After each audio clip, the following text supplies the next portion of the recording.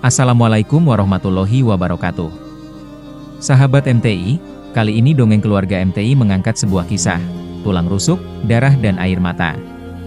Di sebuah desa kecil di ujung kulon Banyuwangi, Bram dan Rena hidup sederhana bersama dua anaknya, Kasih dan Rido.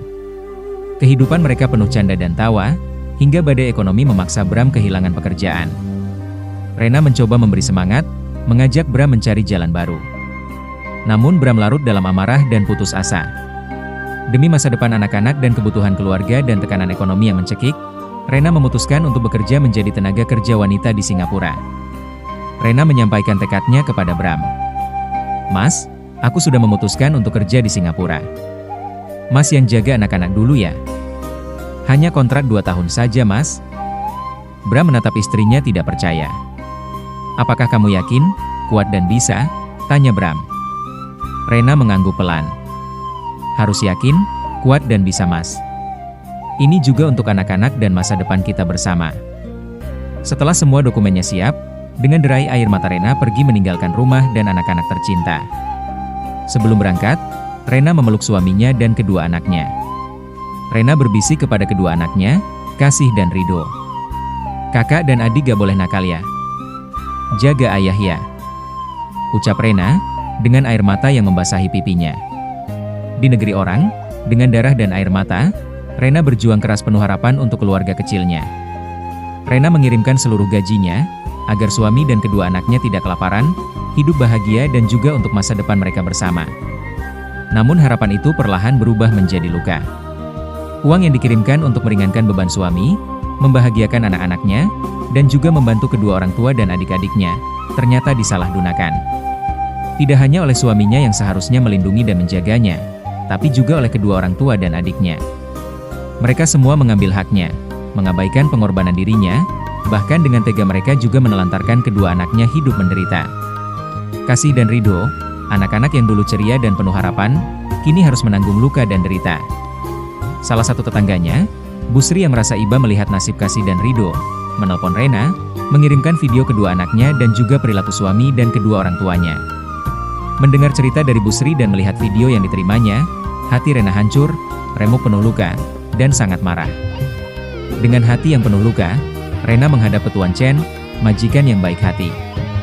Tuan Chen kaget dengan kedatangan Rena dan bertanya, "Ada apa Rena?" "Pak Chen, maafkan saya ya Pak. Saya minta izin pulang untuk menjemput anak-anak. Saya tidak bisa membiarkan anak-anak tinggal di sana lagi," ujar Rena setelah menceritakan semuanya. Tuan Chen berdiri memukul meja dengan marah, membuat Rena terlonjak kaget. Tidak benar perilaku mereka itu. "Kamu bekerja keras di sini, kamu kirimkan semua gajimu untuk mereka, tapi mereka mengkhianati kamu," teriak Tuan Chen dengan wajah merah. "Tapi mereka keluarga saya Pak," ujar Rena lirih. "Keluarga yang benar tidak akan menyakiti orang yang berkorban untuknya. Dengarkan Rena, kamu tidak boleh memaafkan mereka begitu saja. Mereka tidak akan menyesal karena menyakitimu, tapi mereka menyesal karena kehilangan sumber uangmu. Saya akan tanggung semua biaya kamu pulang dan membawa anak-anakmu ke sini. Kamu bisa bekerja di sini, dan anak-anak bisa sekolah di Singapura," kata majikan Rena memberi kekuatan. Akhirnya Rena pulang untuk menjemput kedua buah hatinya. Membawa mereka keluar dari penderitaan dan luka yang selama ini membelenggunya. Rena meninggalkan rumah yang pernah membesarkannya, yang hanya berisi parasit penuh kemunafikan dan pengkhianatan. Suaminya, orang tua dan kedua adiknya yang melihat Rena akan pergi membawa kedua anaknya menjadi panik. Bram menangis. "Rena, maafkan aku ya sayang. Aku salah, aku menyalahgunakan amanahmu dan mengabaikan kewajibanku." Bu Lastri, ibu Rena dengan isak tangisnya. "Nak, adikmu butuh uang untuk kuliah, ayahmu juga sakit-sakitan. Ibu terpaksa. Kami tahu kamu anak yang baik, pasti memaafkan kami." Rena berdiri tegak, memegang tangan Kasih dan Rido erat-erat. Suaranya tegas tapi dingin. "Saya mungkin masih bisa memaafkan jika kalian hanya menyakiti saya. Tapi kalian tega memperlakukan anak-anak yang masih butuh pelukan dan kasih sayang. Saya tidak bisa memaafkan. Dan saya tidak akan lagi memberikan sepersen pun untuk kalian semua. Kalian semua bukan manusia. Kalian tidak menyesal karena menyakitiku dan mengabaikan anak-anakku. Tapi kalian menyesal karena ketakutan tidak ada yang bisa diperas dan dieksploitasi lagi. Rena, Jangan begitu sayang. Kita ini kan masih suami istri, timpal Bram. Suami yang baik tidak akan meninggalkan anak-anaknya hanya untuk kesenangannya sendiri. Aku sudah mengurus gugatan cerai. Besok pengacaraku akan menemuimu. Dan untuk kalian, ayah, ibu dan adik-adik. Mulai sekarang, kita sudah tidak ada hubungan keluarga lagi. Tegas Rena.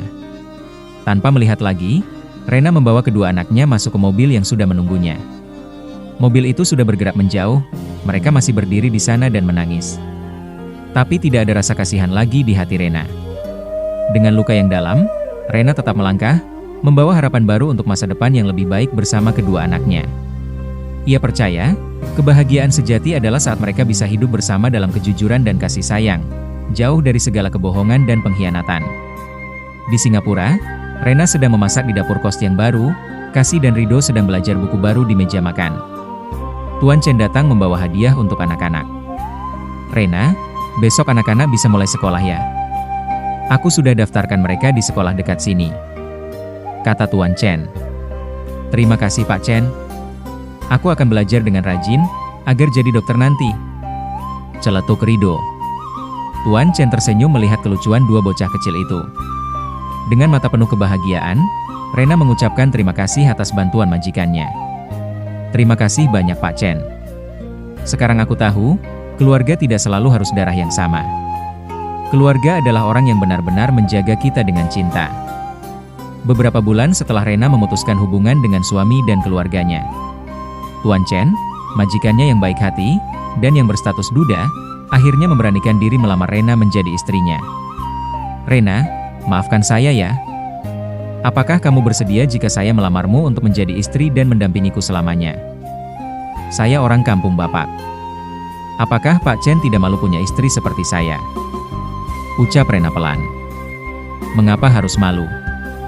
Justru saya bangga melihat kepribadianmu yang tulus, sabar, pengertian dan tanggung jawab terhadap yang bukan menjadi kewajibanmu.